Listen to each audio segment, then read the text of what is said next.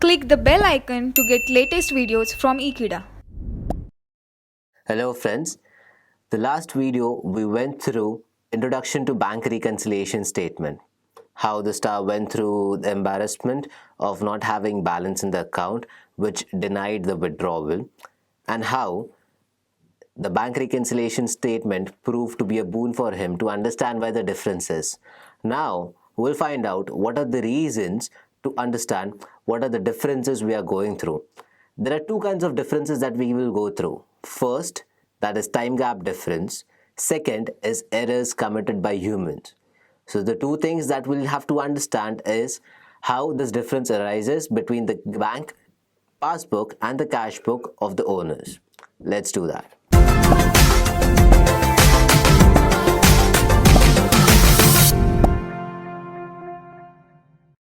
Now we have two kinds of books we'll be dealing with. First is the cash book that is kept by the owner, the person who enters all the transactions that he has done.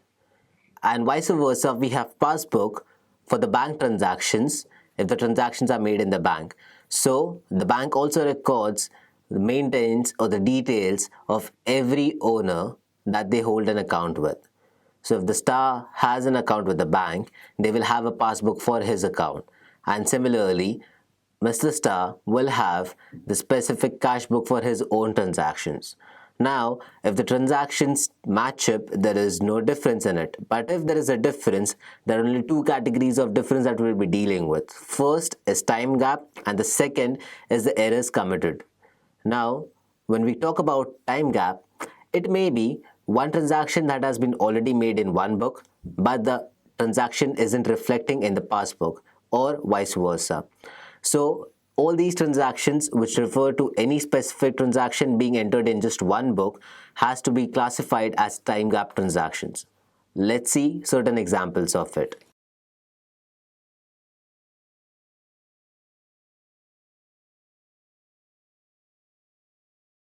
Supposingly you have quarterly interest credited into your bank account. Of course, the first transaction will be recorded in the passbook and not in your cash book. That's the reason this is one specific transaction which sorts a specific example of time gap where the transaction is first recorded in your passbook and not in your cash book.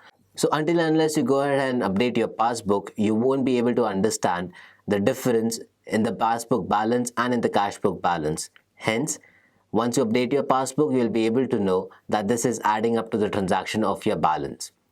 Now let's go ahead and watch certain different examples of time gap itself.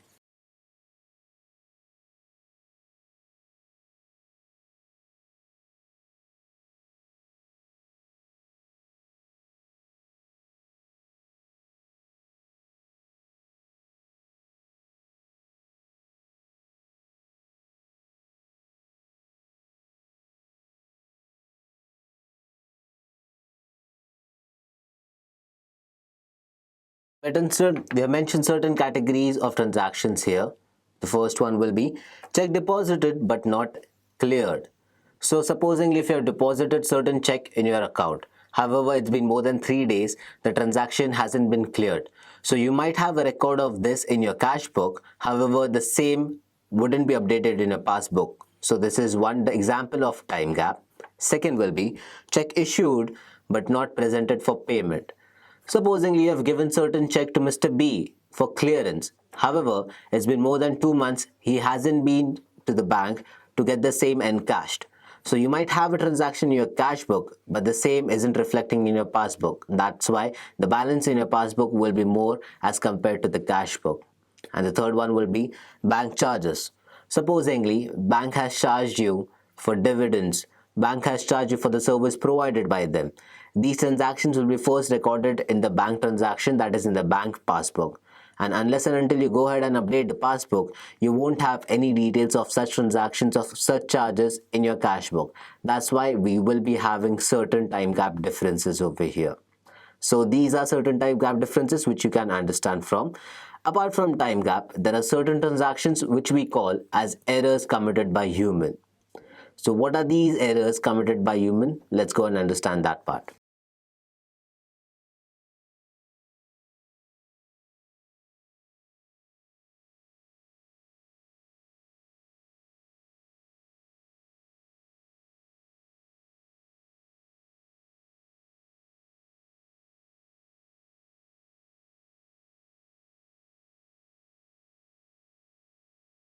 These are three kind of categories what we have under errors committed by human.